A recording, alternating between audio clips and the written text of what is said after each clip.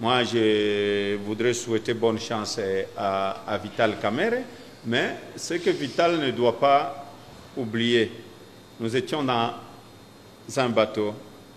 Lui, il a vu qu'il n'allait pas partir dans ce bateau. Vital est parti. Quand il est parti, je crois, pour le moment, quand je suis ce que Vital dit, au PPRD, on ne travaille pas, il n'y a pas de visibilité au niveau du gouvernement. Je vais dire tout ce qu'il dit. Vous avez trahi tout ce que vous avez décidé ensemble. Nous avions trahi, oui. Mais Vital devait parler quand il était avec nous.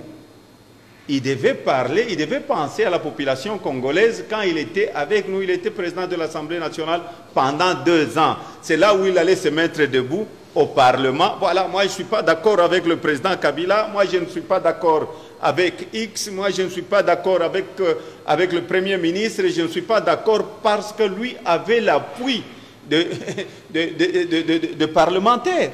Donc lui, c'était presque la deuxième personnalité du pays. Donc il pouvait dire, voilà, je ne suis pas d'accord.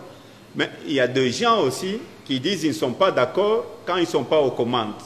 Moi, quand je réclame mes 40%, la retenue à la source, je suis gouverneur. Aucun jour, le président de la République m'a interdit.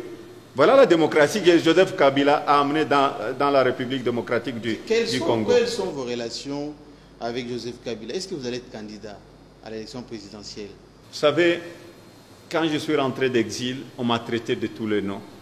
Et ma première année, il y a eu beaucoup de gens qui m'ont accusé chez les chefs de l'État. Vous pouvez poser la question chez les chefs de l'État. Même notre collègue, notre camarade Vital Kamerhe, quand il est venu au Katanga, oui. il est allé même dire au chef de l'État que moi j'étais le plus mauvais gouverneur, que j'étais là pour faire un coup d'État et que j'allais trahir la République. Que j'allais trahir la République et j'étais candidat président de la République. Vous pouvez poser la question au président de la République.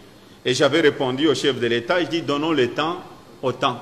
Jean-Marie, si j'étais candidat, j'allais dire tout haut que je suis candidat à la présidence de la République. Si Vital a déclaré qu'il est candidat à la présidence de la République, c'est parce que le président Kabila a amené la démocratie. Mais moi j'ai un candidat qui a amené la démocratie, qui a amené les élections libres et démocratiques. Et c'est lui qui a mis tous les belligérants ensemble.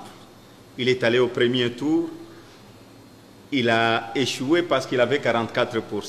Il n'est pas dictateur, sinon il pouvait dire j'ai gagné les élections, je vais rester président. Il est allé au deuxième tour et il est allé aussi après en justice pour être candidat président de la République. Moi je ne serai pas candidat, j'ai un seul candidat qui est là, le chef de l'État. Vous savez, dans la vie il ne faut jamais trahir.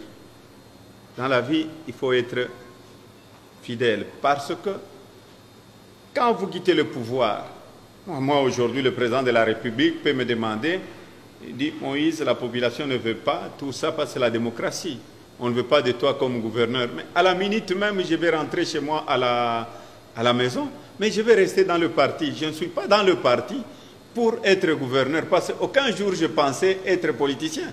Quand j'ai commencé à travailler, quand je suis devenu gouverneur, il ne fallait pas d'abord trahir la confiance du président de la République, qui m'a choisi de devenir son gouverneur. Le Katanga n'est pas n'importe quelle province. Parce que vous savez, trahir Joseph Kabila, ce n'est pas aller accuser les autres, non.